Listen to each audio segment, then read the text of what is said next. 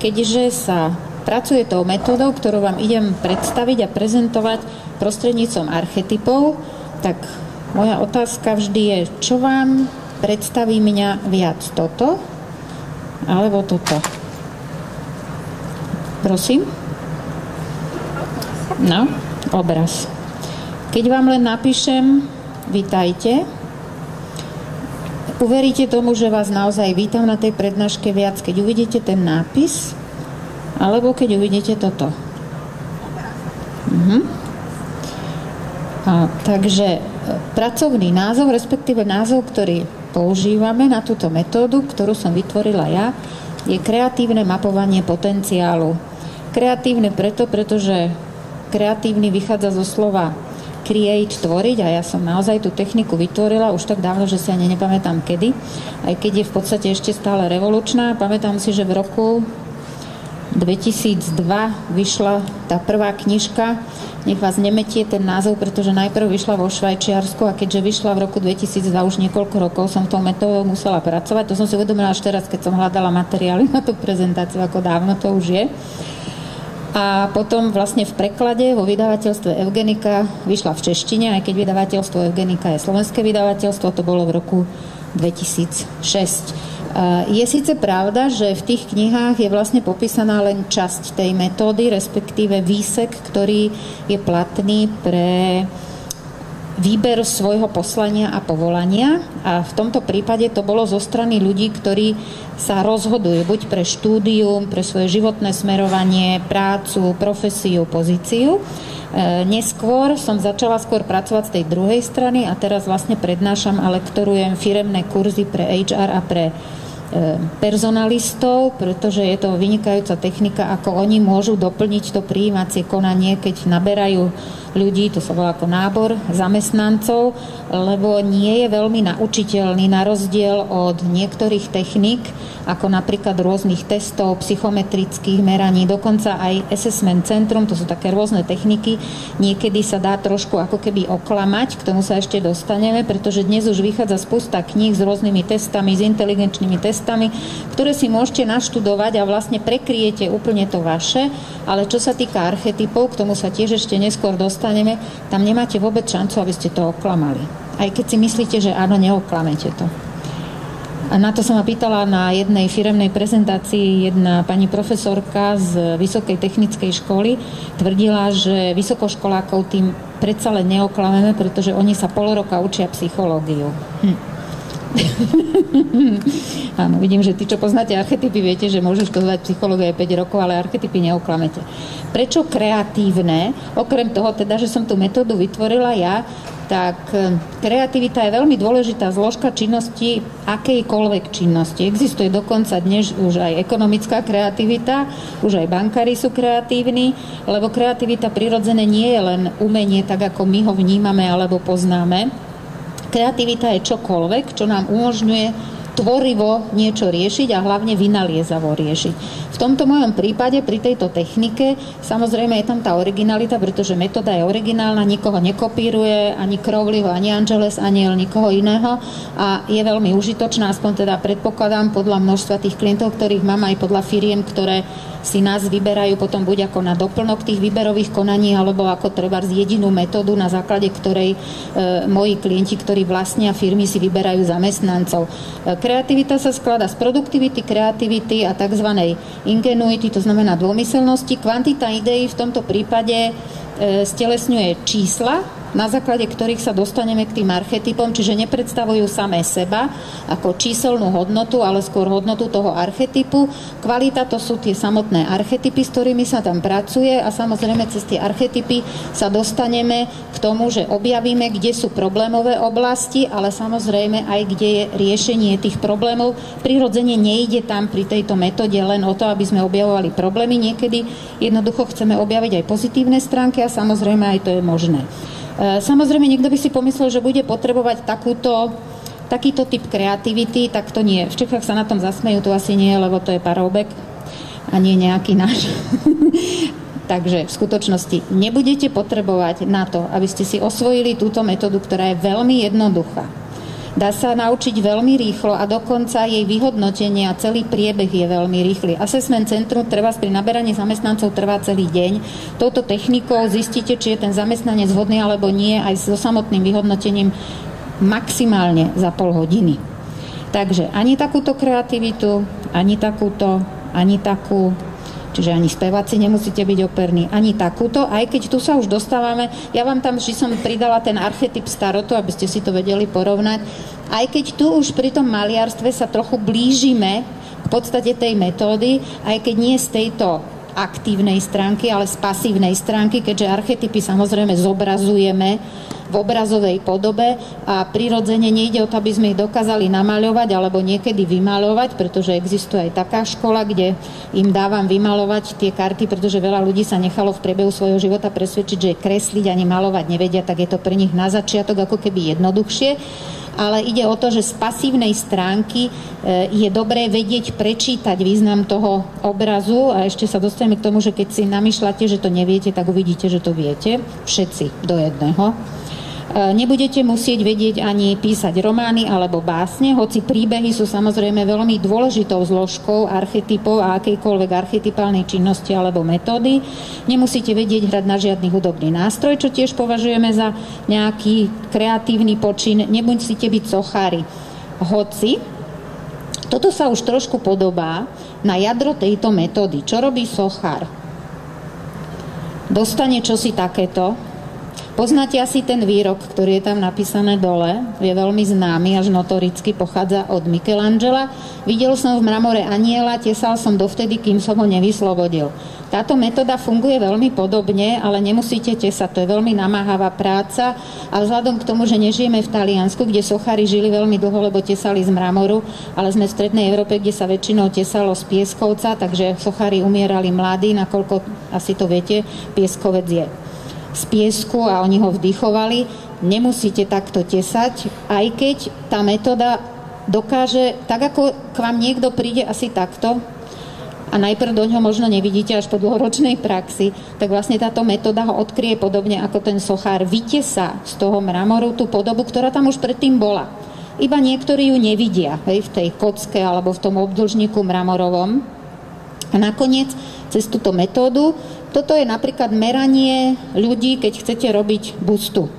A vy podobným spôsobom pri tejto metóde meriate, až nakoniec sa to začne takto vylupovať, masky začínajú padať z toho kubíku, z toho kvádru mramorového, pomaly dostávate tú konečnú podobu a naozaj potom z toho môžete doslova, ako vidíte, vytesať toho anjela. Dostanete skutočnú podobu toho človeka. Nie je tam žiadny diabol, lebo ja sa domnievam, že žiadni diabli neexistujú. To sú len naše predstavy, pretože potrebujeme sa zbaviť vlastných tieňov, takže ich projektujeme na tých druhých. Ja si myslím, že v jadre v každom z nás sa skrýva ten anjel a touto technikou práve dostanete tú podstatu toho človeka, tú jeho základnú podstatu a podstatou každého z nás je dobro. Mne nikto nenahovorí, že ten opak. Tak, prečo sa to volá mapovanie? Je to kvôli tomu, že touto technikou naozaj ako keby zmapujeme toho človeka samého, ako na fyzickej rovine, tak na rôznych iných rovinách a zmapujeme aj jeho život. A to mapovanie spočíva z takých možno dvoch základných oblastí, to je takéto podobné mapovanie, ako keď skutočne chcete vytvoriť nejakú mapu. To sú ľudia, ktorí v teréne všeličo merajú, sú to také ako tie racionálne spôsoby merania, kde sa používajú čísla, to znamená, my vychádzame z dátumu narodenia. Aj keď samozrejme pri tejto technike potom môžete použiť iba samotné archetypy, keď buď nemáte čas počítať, alebo si vlastne ten výsledok z toho počítania, nepotrebujete nič iné, iba dátum narodenia. Žiadne miesto, žiadne hodiny, žiadne minúty. Takže takto mapujete trošku ako keby na povrchu, dostanete podobnú mapu, ako sú tieto. Nie takú, viete, že nevieme, čo tam je, lebo tam vidíme len nejaké čiarky a už z toho začína na povrch niečo vystupovať, nejaký relief. Už tam vidíme čosi, tak ako na tých mapách, to my ženy milujeme, hej, že sú tam tie domečky, podľa toho poznáme, či sme naozaj na mieste, lebo podľa tých čiar ako si veľmi nie. Aj keď ja vždy hovorím, že my ženy veľmi dobre vieme čítať mapy, akorát ich musíme otočiť opačne, pretože my potrebujeme vedieť, odkiaľ sme vyšli a kam ideme, a nie, aby na hore bolo to, kam ideme, pretože naša logika velí, že potrebujem na spodku to, odkiaľ idem a hore to, kam idem. Je tak? Takže keďže mapy väčšinou vytvárajú muži, oni ich urobia podľa svojej logiky a naša logika je také, že to stačí otočiť a garantujem, že všetky ženy ich vedia potom prečítať. Takže ale toto je pre nás, pre ženy, taká vynikajúca mapa, lebo tam skutočne vidíme ten relief, vzhľad, farby a všetko. Akurát na tejto úrovni tie archetypy samozrejme zodpovedajú tarotovým kartám, čiže číslo 22, nie 9 ako v iných technikách. Tuto sa už začíname približovať k tomu, že sa dostávame aj hĺbšie, hej, pod ten povrch, nie len tie domy hore a rieky a kopce, ako vyzerajú na tom človeku alebo v tom jeho živote. Čiže meriame pri tejto metóde trochu takto, to je speleolog, samozrejme, ten meria dole, v hĺbke, pod tým, nie na tom povrchu, nie len to, ako vyzeráme, ako pôsobíme vo svojom živote, čo sme z neho urobili, keď sme práve nerozvinuli ten svoj potenciál, ale mapujeme aj tie výšky, ako vidíte, trošku ideme aj do toho nadvedomia, aj do toho podvedomia. Takže zmapujeme všetko, čo je dole. Všetko to naše, čo je v nás skryté, čo ukrývame, čo sme vytesnili, čo sa snažíme naozaj za tými maskami ako keby skovávať a táto metóda vás veľmi, veľmi rýchlo odhalí. Mne sa často stáva, že príde trebárs niekto a rieši partnerské vzťahy, takže ja na základe dátumu narodenia vypočítam tie srdiečka, respektíve to vyzerá na prvý pohľad ako trojuholníky a veľmi, veľmi často sa mi stane, že buď ten muž, alebo tá žena mi povie, že a to ako viete, ja som vám to nehovorila, vy ho poznáte? Určite ho poznáte. Odkiaľ ho poznáte? Ono ten archetyp vám skutočne o tom človeku veľmi veľa prezradí a hlavne teda z toho podzemia toho človeka. Hej, práve to, čo my veľmi neradí, dávame najavo a neradí sme, keď to vypláva na povrch. Takže dostaneme sa skutočne až na to úplné dno, kde nie sú len tie staré vraky, samozrejme, hej, tam je všetky tie naše vrstvy podvedomé, tá stredná zóna toho vlastne vedomia, ale niekedy naozaj objavíme poklady. Nemusia to byť iba stroskotané lode a nejaké haraburdy a smeti, ktoré sú tam nahádzané. A bez jedného rizika, keď sa potápate do hĺbky, pretože to nevedomie niekedy sa naozaj zobrazuje ako pod morom, tak tu vám nehrozí, že dostanete dekompresiu, ktorá vám hrozí, keď veľmi rýchlo vyplavete hore, neviem, či z vás niekto ako sa potápa, to tam nesmiete urobiť. A pri tejto technike veľmi rýchlo sa dostanete dole, naozaj skutočne takmer bleskové a môžete potom veľmi rýchlo sa vynoriť hore na tú rovinu toho vedomia a k žiadnej dekompresii nedôjde, žiadne strachy, nič zle sa vám nestane. Ono to vyzerá trošku podobne ako v Shadowscape tarot, ako poznáte, pretože tarotov sú stovky, možno tisícky druhov, kde sú dvaja blázni, čo podľa mňa by tak malo byť. Vo väčšine tarotov nájdete iba blázna na začiatku a na konci svet, ale ono v podstate, tak ako Lília pred chvíľočkou hovorila, tarot presne zobrazuje špirálu, to nie je kruh. Vždy sa dostanete na koniec a na konci nie je svet, ale ten nový blázon a tu keď sa dobre pozriete, tu sú tie sňaté masky. Na začiatku bol ten nepoznaný, ktorý sa vydával na tú cestu tam, kde začínal, kde bol dieťaťom a na konci toho jedného cyklu špirály sa dostanete tam, že prostredníctvom tej metódy tie masky padnú a vy vidíte tú podstatu toho človeka aj v tej celej jeho nevinnosti, nech je to ktokoľvek. Tak a prečo potenciál? No to je hlavne to, čo nás všetkých zaujíma. Aký je môj potenciál?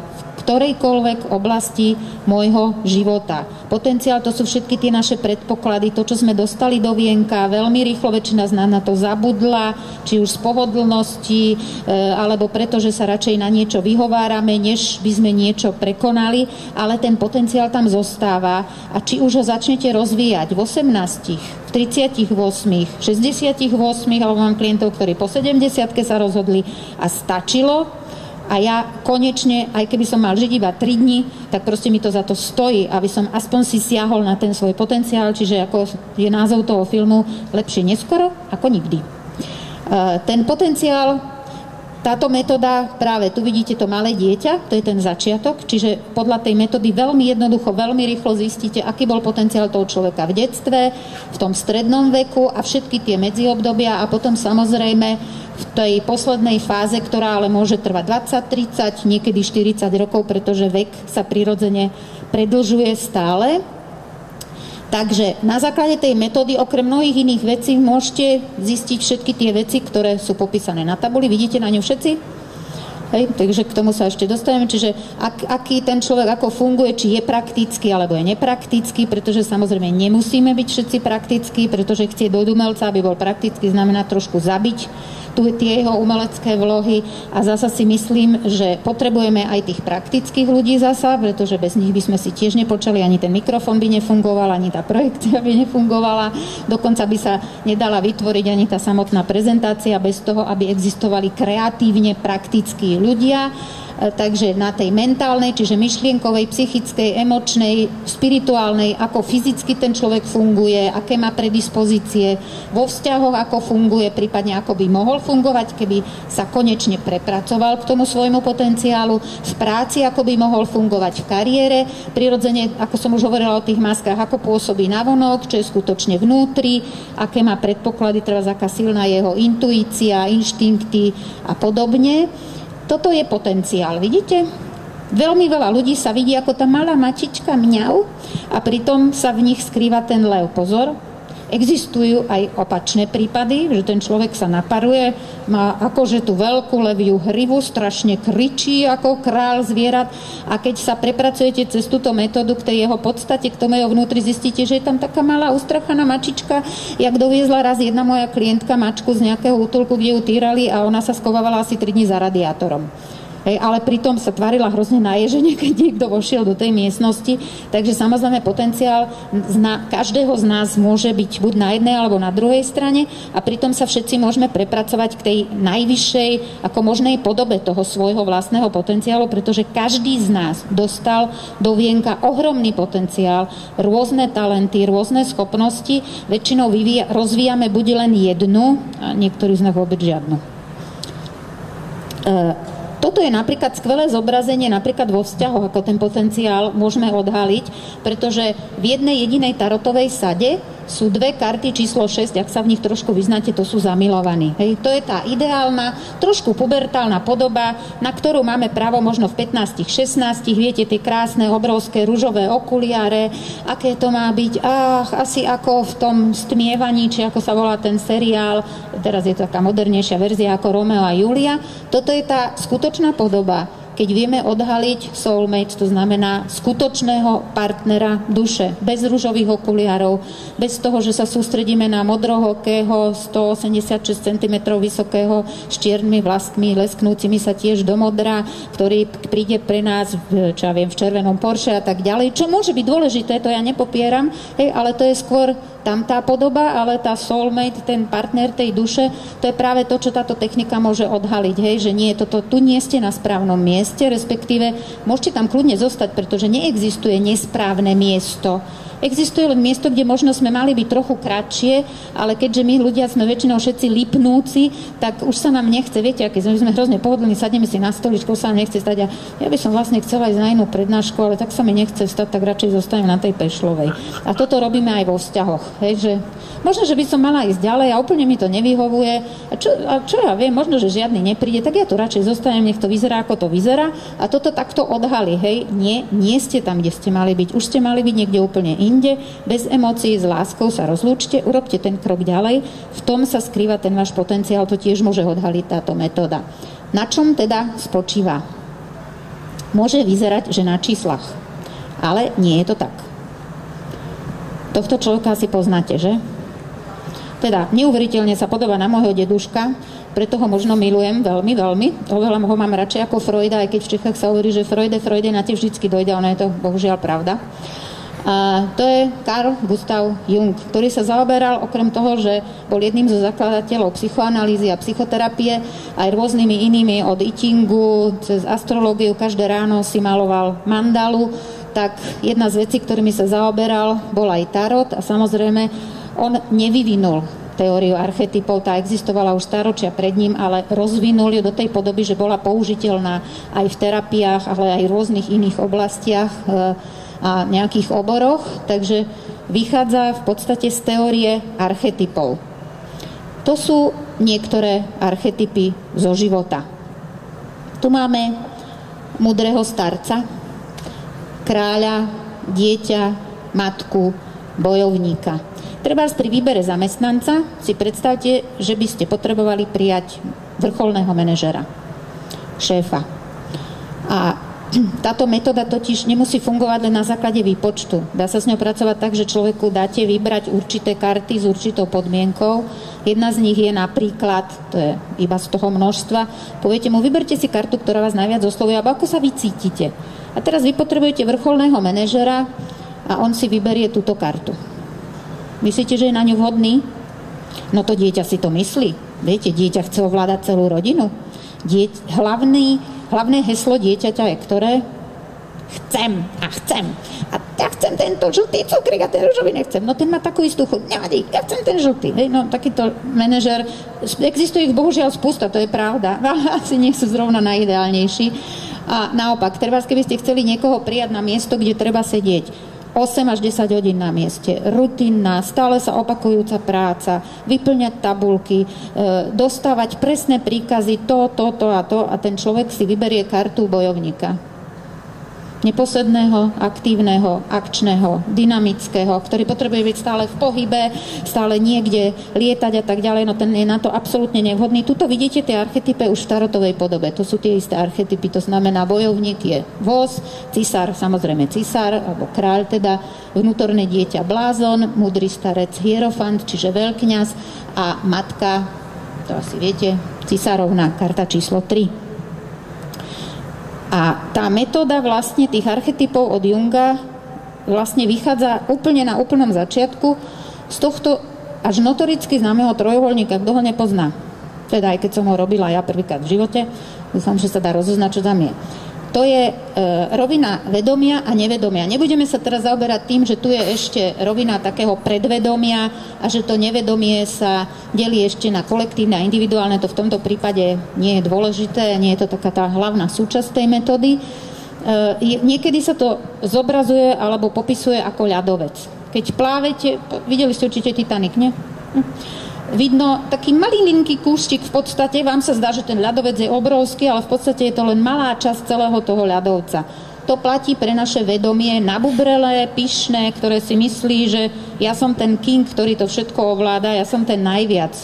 Ale to najviac je tu. A to je to nevedomie. Tí, čo chodia ku mne na kurzy, vedia, že to už niekoľko rokov, to je kotolňa, v ktorej sú disidenti. Viete, keď si predstavíte nadnárodnú spoločnosť, väčšinou sídlia vo vysokých mrakodrapoch, a kde sídli vrcholný manažment. Na vrcholnom poschodí, lebo aj z hľadiska feng shui, aby ste vedeli dobre vládnuť, musíte mať dobrý výhľad a musíte byť úplne hore na tom tope a pod vami je nejaký stredný manažment, nižší manažment, referenti, bla bla bla. Dole na prízemí je recepcia. A čo je pod tým? Garáže. A čo je pod garážami? A kotolňa. V Amerike je to ešte lepšie, ten príklad popísateľný, ako táto metóda funguje. V Amerike sa smeti hádžu, viete, vlastne dole, tými potrubiami a spadne to až tam, do toho podzemia. Čo sa stane, keď disident v kotolni si povie, že tak vy tam hore si hovorte, čo chcete. Ja dneska nespalím tie smeti, nevynesiem a nezakúrim. Čo sa stane s firmou? No buď všetci utečú, len bude zima, bude tam príšerný smrad, pretože ten pach sa dostane hore. Takže veľmi často je to o tom, že vedomie si myslí, že to ovláda, ale nás ľudí ovláda táto veľká modrá časť, naše nevedomie. Naše nevedomie môžeme niekedy síce nespravodlivo považovať za svojho absolútneho nepriateľa. Viete prečo? Nevie klamať. Absolútne. Nemôžete ho ani prinútiť, aby sa pretvarovalo. Je totálne úprimné. Takže vás zradí.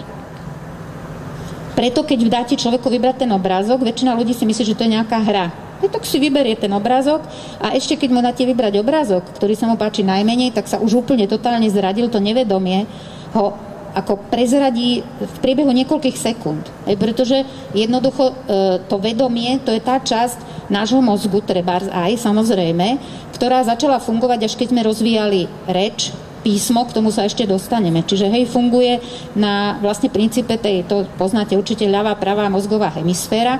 A ako náhle sme začali rozprávať, vo chvíli, keď sme vytvorili prvé slovo, sme čo vytvorili? Aj prvú lož. Čiže to vedomie vie veľmi dobre mystifikovať, demagogizovať, podvádzať, pretvarovať sa, klamať. Nevedomie vôbec takéto páky nemá. Tam nič také nefunguje. A vlastne tie archetypy práve sídlia tam. To je okrem mnohého iného ríša archetypov. Krajina archetypov, kde sa môžete veľmi opatrne pohybovať a keď sa tam vyznáte a vnoríte sa do toho, tak zistíte spustu vecí, ktoré na úrovni vedomia nemáte šancu zistiť. Ako hlavou na ne nikdy neprídete. Tuto sa to zobrazuje, to som našla, nejak som to poskladala, verte mi, že mi to trvalo strašne dlho. Takže to je to, čo máme v hlave. Hej? To ja som už od detstva hovorila, že nechápem, prečo sa ľudia hanbia svojej nahoty, keď sa nehambia za to, čo majú v hlave. To ešte dokážeme skryť. Hej? Tam si dáme tú masku, môžeme hovoriť úplne iné veci, než si naozaj myslíme. Ale toto tu nás prezradí, to sú naše inštinkty, to sú naše emócie. Je síce pravda, že toto je ako keby tá zóna trošku toho predvedomia, ale to skutočne nie je až také dôležité. A oklamete brucho? Môžete zatajiť škrkanie v bruchu? Skúste to. A to je podobné s tými inštinktami a so všetkým tým, čo máme v tom nevedomí. To proste absolútne neexistuje. Teda, možno existuje z tých 7 miliárd, tú hranicu sme prekročili v roku 2011, zo pár jedincov, 2-3, ktorí to dokážu. To sú výnimoční ľudia a na druhej strane príroda je veľmi spravodlivá. Keď vám niekde pridá veľmi, tak vám niekde uberie, takže to sú väčšiny, je tam nejaká patopsychológia zasa zároveň. Takže nic moc. Takže, a prečo vlastne tie archetypy môžu v rámci nás ľudí fungovať? Prečo nás môžu prezradiť? Na začiatku písmo neexistovalo. Ako sa ľudia dohovorievali, alebo ako si odozdávali nejaké správy, ako sa vyjadrovali? Obrazom. Postupne, až od tých jaskinných obrazov, možno, že aj v piesku, ale tie sa nemohli samozrejme zachovať. Zachovali sa tie na materiály, ktorý je najtrvanlivejší, čiže na tom kameni, z ktorého sa tesajú aj sochy. Postupne z obrázkov sa vyvíjalo obrázkové písmo, kde je to, mi vypadlo nejak. Až z neho bola táto nám známa abeceda. Až neskôr sa vyvinulo toto, to sú čísla, ktoré nám poslúžia pri tejto metóde, aj keď vlastne primárne ich až natoľko nepotrebujeme, ale keďže sme sa naučili zapisovať dátum svojho zrodenia v číslach, tak ich môžeme použiť. Takže keď vychádzame z toho vývoja, oproti tomu, koľko ľudstvo existuje a koľko píšeme, aký je to pomer? To je veľmi krátka doba. A preto stále naše nevedomie, ale súčasne aj vedomie reaguje oveľa silnejšie na obrazy ako na písmenka. Viete sa vrátiť mysľou na začiatok, keď som vám ukazovala, čo vám viac o mne povie, či písmena, kde je moje meno, alebo môj obrázok. Čo vám viac vyjadri, či vás vítam, či keď tam napíšem vítam vás, alebo keď ma tam vidíte ako s tým vítajúcim gestom. My reagujeme, ešte raz opakujem, mysľou, nevedomým, nadvedomým, podvedomým oveľa viac na ten obraz, pretože na to reaguje tá stará časť nášho rozumu, ešte ten plazí mozog, ktorý ale funguje podstatne dlhšie než tie nové časti nášho mozgu. A reagujú na to aj tým, že jednoducho nevieme oklamať sami seba a vybrať si treba z nejaký úplne iný obrázok, než proste, ktorý nám to nevedomie káže, že toto je ono. Napríklad toto sú predstaviteľky archetypu číslo 3. Neuveriteľne dlho mi trvalo, kým som našla trojku medzi známymi a slávnymi ženami. Predo mnou prednášala Lília, ktorá rovnako ako ja chodí do toho Avalonu, tiež sa zaoberá tými ženskými témami, občas dokonca sme aj spolupracovali v rámci tých zájazdov. Tak som sa domnievala, že v dnešnej dobe predsa už musí byť viac tých žien, ktoré zodpovedajú presne tomu ženskému archetypu, to znamená archetypu číslo 3 v tarote. Trvalo mi asi 3 hodiny, kým som nejaké našla. Zobrala som si z celej histórie, potom čo ja viem, skúmala som ešte také typicky ženské archetypy ako Marilyn Monroe, žiadna trojka, samé sedmičky, mužské karty a podobne, až som teda konečne nejaké našla. To je spisovateľka Pat Bakerová, ktorá dostala od kráľovnej dokonca šlachtický titul a tu pod ňou asi poznáte. Kto ju nepozná? Musíte uznať, že naozaj bola veľmi ženská, starala sa neskôr, keď skončila s hereckou dráhou, sama ako zo svojho popudu o deti, hej, chodievala do Afriky a podobne, tak to sú predstaviteľky archetypu číslo 3, aby som vám uviedla jeden príklad. Toto je dátum narodenia Audrey Hepburn, to bola tá osôbka pod tým, takto sa vypočítava to osudové číslo. Vy možno vidíte toto, aj keď farebné, ale 3. Ale to nie je vlastne 3, to je toto. Viete, v tejto metóde nejde o to vidieť to číslo, ktoré dostanete, ale za tým číslom, podobne ako pod tým vedomím vidíte to nevedomie, za tým číslom, ktoré komunikuje s vedomím, vidieť tú nevedomú časť a to je práve archetyp. To sú z tých stovák a stovák tarotových sád, 5 nejaké som vybrala na matkovo, predstaviteľky archetypu toho veľmi silne ženského, čiže cisárovnej. A to je vlastne všetko podstata Audrey Hepburn napríklad, alebo žien, ktoré majú, samozrejme aj muži môžu mať 3, čo samozrejme neznamená, že sú zženštili, ešte tam súvisia s tým aj ďalšie karty, ktoré sa, hovorím, veľmi jednoduchým, veľmi rýchlym až bleskovým spôsobom dajú vypočítať z dátumu narodenia. Nepotrebujete na to žiadne tabuľky, hej, vyplňať kde, čo, aká rovina. Toto je archetyp cisárovnej alebo kráľovnej, ktorý pre nás teda namaľovala, to je taký ten projekt práve pre firmy, jedna dievčina, úmyselne tam nie je ani číslo, ani nápis, lebo vo firmách najprv na začiatku nemôžete povedať, že ide o tarot. Ono nakoniec vysvetne, že 85% tých zamestnancov a personalistov s tým už prišlo do styku, ale na začiatku, takže, ale vidíte, že toto je krásny ženský archetyp, že si dala záležať dievčinka. A toto je archetyp cisárovnej dnes. Rôzne polohy, lebo samozrejme archetyp nemá jednu jedinú vlastnosť, jednu jedinú podobu. Každý ten archetyp má zasa rôzne vrstvy, vertikálne, horizontálne, hej, môže sa chovať v rôznych situáciách nejak. Takže ten archetyp cisárovnej môže byť ako matka v očakávaní, tak matka, ktorá už má deti a venuje sa skôr domácnosti než zamestnancu. Môže to byť taká tá, viete, sufražetka, ja to dokážem a všetko dokážem a aj v práci a všade, to je tá naša pasca, do ktorej sme sa mimochodom dostali. Hej, môže to byť upratovačka, kuchárka, môže to byť vrcholová manažérka, môže to byť lektorka, hej, čokoľvek, ale všetko sa skrýva v tom obraze. Takto vyzerá zdanlivo výpočet celý, okrem teda kariet roku Audrey Hepburn, ale v skutočnosti je to toto. Je to také srdce, podstata Audrey Hepburn, tak to asi vyzerá, ale to podrobné vysvetlenie, to samozrejme až na kurze, to vám tu teraz nebudem vysvetľovať. Čo všetko sa dá touto metodou vypočítať, to je tu napísané. Hej, dajú sa vypočítať tá hlavná, osudová, dominantná životná karta, psychické založenie toho človeka, presne tá vedomá jeho rovina, hej, ako funguje na tej vedomej, alebo možno niekedy mentálnej rovine. Potom, aké sú tam skryté vplyvy, ktoré si možno ani ten človek sám neuvedomuje, a dokonca aká je jeho vlastná osobná rovina nevedomia. Dá sa z toho usúdiť, ako asi približne prebiehalo jeho detstvo, všetko iba podľa toho archetypu. Pozrite sa na ten obrázok a je vám to jasné. Nemusíte vôbec nič čítať o tých tarotových kartách. Dokonca ani moje knihy nemusíte čítať. Ja ich vždy vezmem na kurze na začiatku, čo tam začnú listovať v tej knihe, pretože to je o tom otvoriť svoje srdce, myseľ a tú svoju intuíciu a hlavne práve toho blázna v sebe, to vnútorné dieťa. Malé deti rozumejú obrazom a archetypom úplne najprirodzenejším spôsobom a my to vnútorné dieťa necháme veľmi často v sebe ubiť. Teda my to dovolíme, aby sme ho nechali ubiť, takže to všetko z toho obrázku vyčítate. Takže dá sa vyčítať, či ste sa narodili so zlatou, striebornou alebo drevenou lyžičkou v puse, to poznáte, nie? To sa tak hovorilo, že narodil sa so zlatou lyžičkou v pusinke, to znamená, že pochádzal z nejakej kráľovskej alebo vysoko postavenej rodiny, alebo možno z dieravou, kde to je ešte horšie ako tá drevená, že cez ňu všetko pretečie, ale zasa je na vás, čo s tým urobíte. Hej, či ste sa narodili v striebornej kolíske na zámku, na chalupe, v nejakom košíku, na vás je, aby ste našli kľúč. Táto metóda vám umožní nájsť ten kľúč. Ten kľúč máte vždy bez ohľadu na to, či ste vôbec nemali žiadnu kolísku, či ste možno žiadnu lyžičku v tej puse nemali, pretože ani len na tú drevenú nebolo, ale je to vždy váš potenciál. Či sa narodíte v tej chatrče alebo na zámku, vždy tam nejaký je. A táto metóda vám ten potenciál odhalí. Takže môžete skončiť takto, ak chcete. To je na vašom rozhodnutí.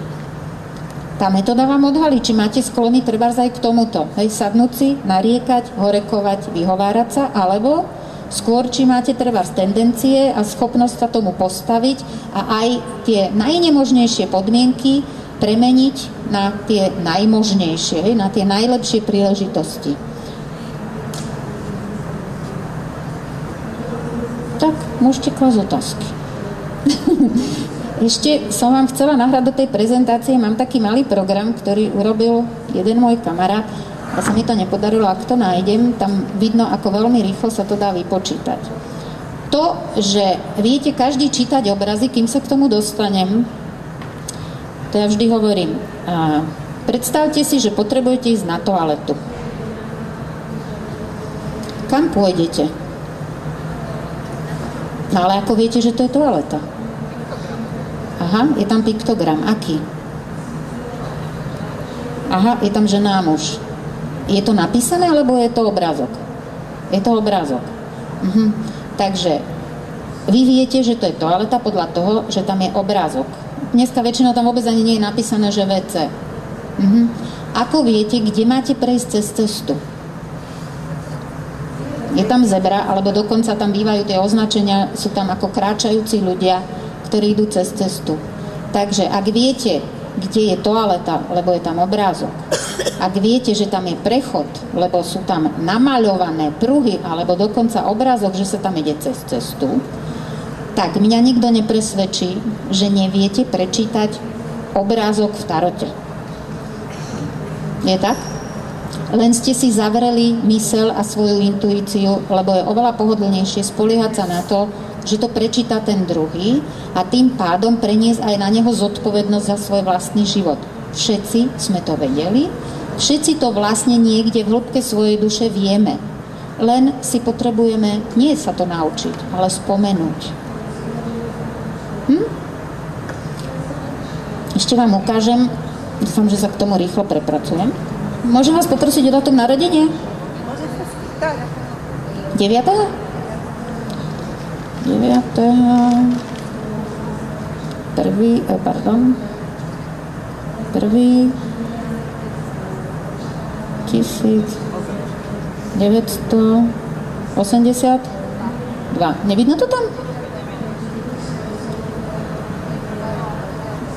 Aha, 9.1.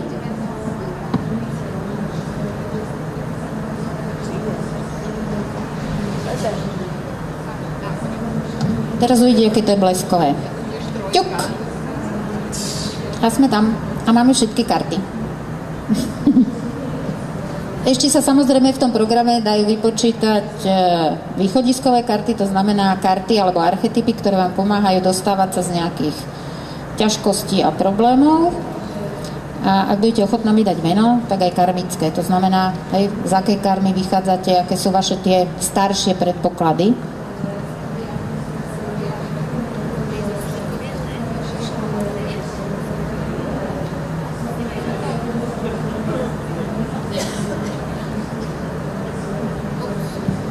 Tu máme karmu osôbky, ktorá sedí vpredu. Takže hovorím, je to veľmi rýchle, dokonca aj keby ste nepoužívali tento program, dá sa to skutočne ako bleskové vypočítať to časom, aj pre takého nematematika ako ja. Je to záležitosť niekoľkých minút. Občas sa mi síce stáva, že keď spočítam čísla spredu, tak mi vidie iný výsledok ako zozadu, pretože si to kontrolujem. A samozrejme, tam ide o to, že ešte raz opakujem, nevidieť tam číslo, ale obrázok. Naučite sa to tak, že keby ste s tým na začiatku chceli pracovať, tak si vlastne vyložíte tie archetypy, ktoré ste vypočítali a zadívate sa na ne. Pretože mne sa stane, že klient povie, že vy stále hovoríte o nejakých kartách a archetypoch a tam vidím iba čísla. Hovorím, no áno, ale ja za nimi nevidím čísla, ja za nimi vidím už tie archetypy, tak mu ich vyložím na stôl, aby na ne lepšie videl, aby mu to bolo jednoduchšie a zrejmejšie. Áno? Ako to riešite s 11 a 22? Ako to riešim s 11 a 22? Ako dvojku a štvorku, alebo 11 Nie, aha, možno som to na začiatku spomenula iba tak by the way. Tu sa počíta do 22, pretože tých archetypov je 22, takže sa redukuje iba na 22. Takže ja vždy hovorím, že túto metódu zvládne aj dieťa už predškolského veku, lebo tie už školke učia počítať, alebo možno tak v 3. triede, pretože myslím, že sa nedopočítate vyššieho čísla ako 60 a treba to len zredukovať na tých maximálne 22. V ktorejkoľvek rovine toho výpočtu tých archetypov. V určitých obdobiach nebolo možné, aby sa treba vypočítala jednotka ako osudové číslo alebo 22, lebo to závisí, že či to bolo v 19. storočí, 20. storočí. Teraz po tom roku 2000 dokonca vychádzajú častejšie karty, ktoré sa treba neobjavovali, či ja neviem, v druhej polovičke 20. storočia a podobne. Samozrejme to nie je náhoda, pretože aj sme trochu odlišnejší, hej, rodí sa nová iná generácia a samozrejme toto nie je klasická numerológia, ale prirodzene môžete s tým pracovať aj tak, že vlastne 19 ako z toho 1900 je karta slnko, čiže archetyp slnka na začiatku a potom si vypočítať z toho zvyšku, treba vy ste ročník 82, čo je desiatka, čiže kolo osudu. V podstate tie karty majú niekedy niečo spoločné. U niekoho to slnko môže znamenať takú tú radostnú, detskú, veselú povahu, šťastný osud, u niekoho to môže znamenať absolútne sebectvo a egocentrizmus. Veľmi to závisí potom aj od tých ostatných kariet v tom prepočte. Takže do 22 sa počíta. Čiže je tam oveľa širší register tých archetypov, ale hovorím, nie je to ťažké, netreba sa to naučiť, len treba naspäť začať dôverovať nielen tej svojej intuícii, ale hlavne tomu svojmu vnútornému dieťaťu, ktoré obrázkom rozumie. Preto sa ako prvé dávajú deťom leporelá. Toto máte vlastne také leporelo s 22 obrázkami. Má ešte niekto nejakú otázku?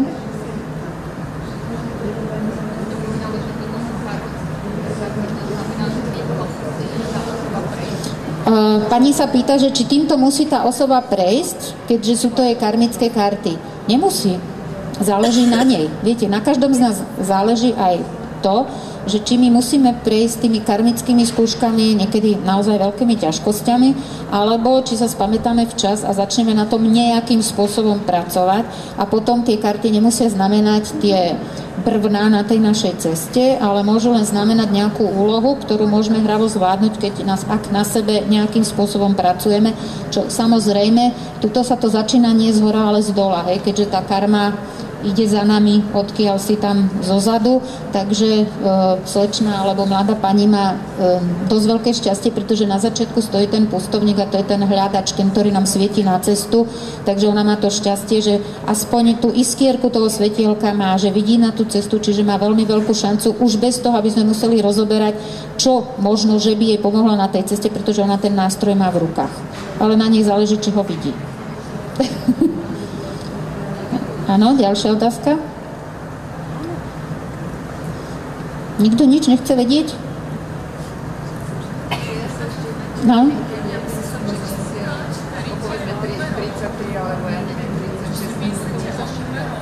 Áno, to som vravela, že počíta sa do 22, čiže ak vám vyjde 33 alebo 36, tak ich spočítate a dostanete z 33 6 alebo z 36 9, čo je dosť veľký rozdiel v kvalite, keď si predstavíte, že 6 sú zamilovaní, to znamená pubertálny vek a 9 je archetyp múdreho starca, to znamená, nemusí to byť starý človek, pozor, že tá karta môže u niekoho byť úplne na začiatku, len to znamená, že ten človek je svojím spôsobom vyspelý, ale u niekoho to môže znamenať, že je to ostarok už v detstve, viete, to vravím, to ešte závisí od tých ostatných kariet, ktoré tam má v tom svojom srdiečku.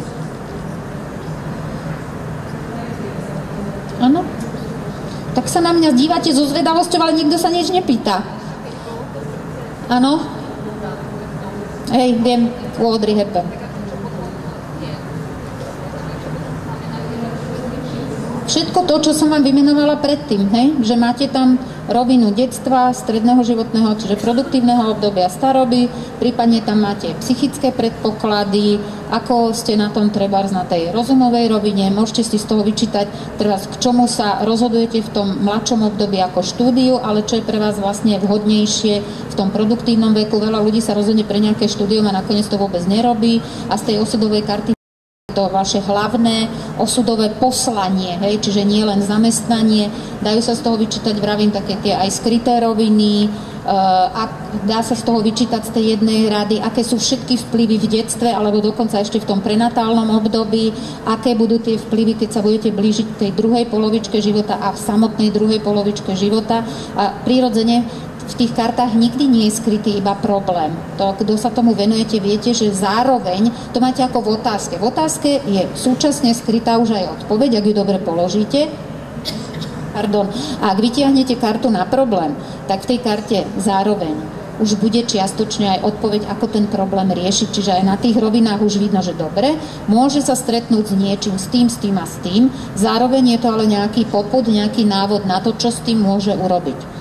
Ak teda chce, samozrejme. Ešte, áno? Musíte strašne kričať. Alebo prísť sem. Áno. Nie. Slečna sa pýta, že keď počuli ste to, keď má ona trojku ako osudovú kartu, či aj tie ostatné karty budú mať rovnaké. Nie, pretože vy môžete mať tú trojku z úplne iného dátumu narodenia. Takže... Nie, nebudú. Lebo vy sa môžete narodiť v iný deň a navyše ešte vy môžete mať trebárs tú trojku, ja neviem, z 12 nie, pretože do 12 sa nepočíta. Môže vám výjsť nejakého iného čísla, ale vravím, keď máte iný dátum narodenia, tak budete mať trebárs inú kartu vedomia, inú kartu psychiky a detstva a tým pádom budete mať aj iné karty na tých skrytých rovinách a v nevedomí. A potom môžu byť ľudia, ktorí majú veľmi podobný dátum narodenia, stačí, keď je tam jedno čísielko odlišné a samozrejme už mu výjdu nejaké iné karty. Časť z nich môže byť rovnaká, ale samozrejme tá časť bude úplne odlišná. Ak majú rovnaký dátum narodenia, no to ešte neznamená, že sú úplne rovnakí. Ako to čítať? Tam už nestačí vnútorné dieťa, tam už treba tú intuíciu. Áno, ak má rovnaký dátum narodenia, vyjde mu to isté, to je pravda. Takže samozrejme tí ľudia nebudú rovnakí. Našťastie sme všetci jedineční, originálni a tak ďalej. A tam už zohráva úlohu vaša intuícia. Tam už sa dostávame na pole, kde vám rozum stačiť nebude. To máte ako keď raz odchádzalo do mňa klient a povedal, že ja by som k vám tak rád prišiel aj na budúce, ale ja sa vás bojím. A mňa? A on že no, lebo ja keď ste otvorila dvere a pozrela ste sa na mňa, tak som mal pocit, že mi vidíte až do žalúdka. Ja hovorím, no to si píšte, že vám vidím až do žalúdka, ale to, že som vás pustila do dverí, znamená, že som tam nič také strašné nevidela v tom žalúdku. Že to nie je to úplne o tej schopnosti prečítať hneď tých ľudí, lebo mám od detstva schopnosť treba vidieť aj auru a ja som sa aj musela tvrdo odnaučať, lebo keď žijete v takom meste ako Praha a cestujete metrom, tak by ste sa fakt z toho zbláznili. Neviem, či si to viete predstaviť potom, akú tú koláž veľkú. Ale vravím, je to o tej intuícii, aby ste vycítili vlastne, kto ten človek je, ako to má. Pretože ja trebárs som mala rodičov s dvojčatami. A samozrejme tam, keď sa naladíte, aj keď sa narodili v tú istú chvíľu, tak vycítite, proste nie sú rovnaké ani tie dvojčatá. Ale tam hovorím, tam už sa dostávame na pole tej intuície a samozrejme to sa dá potom vypočítať, keď vy s tým chcete pracovať, tak si môžete vypočítať, či tam máte tie karty, ktoré stelesňujú alebo teda zobrazujú a symbolizujú archetyp s tou intuíciou, čo ale neznamená, že tú intuíciu si nemôžete aj vy vypracovať, aj keď tam takú kartu nemáte. A dokonca neverím tomu, že existuje na tejto planete človek, ktorý intuíciu nemá. Ako ja si myslím, že všetci máme všetky vlohy, je len na nás, ktoré z nich rozvinieme. Pre niektoré máme väčší talent, pre niektoré treba zmenší. Samozrejme je lepšie sa orientovať na ten, pre ktorý ten väčší talent máme, pretože bude pracnejšie sa dostávať tam, lebo hej, dneska chcú byť všetci speváci a neviem čo všetko. Samozrejme na to už treba nejaké nadanie, tie hlasivky nejak položené a tak ďalej. Ale ja poznám zasa ľudí, ktorí na tom neboli až tak dobre, ale tvrdým cvičením.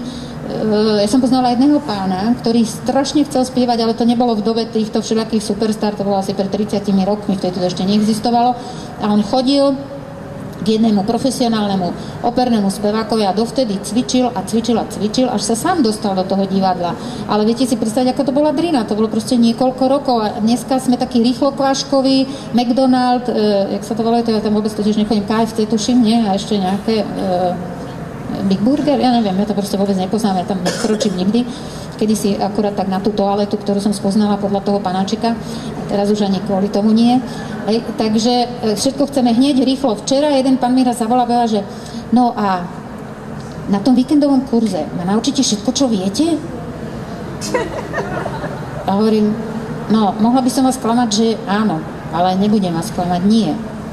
To nie je len o učení sa, a ja sa tomu venujem, ja neviem, asi 30 rokov a stále mám pocit, že ešte, viete, to viem, že nič neviem, čím idete do tej väčšej hĺbky, takže áno, dnes je veľa takých ľudí, čo chcú prísť, ja neviem, na 2-hodinovú prednášku, na klub 3-hodinový alebo na víkendový kurz a chcú si odnieť všetko, čo mám ja v hlave.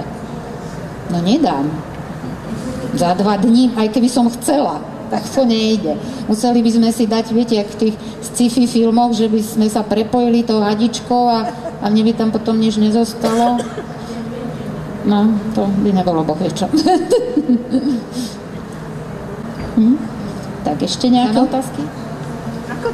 Ako to vysvetľujete, keď sa človeku, dáme tomu, opakujú v živote nejaké číslo, dáme tomu, že idete a vidíte tam nejaký dom 33. Aha, tu sa dostávame trošku na iné pole a nie na to kreatívne mapovanie potenciálu. Pani sa pýta, že keď sa človeku v živote opakujú nejaké čísla, za tým môže byť všeličo. Môže byť za tým jeho túžba, treba po nejakom človeku, ktorý sa narodil v ten deň alebo má tú osudovú kartu, môže za tým byť nejaké posolstvo.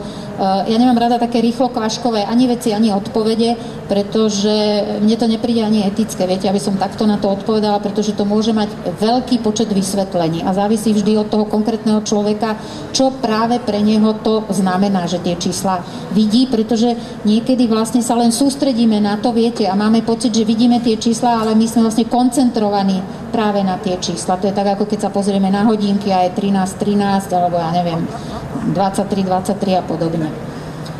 Takže ja vám veľmi pekne ďakujem.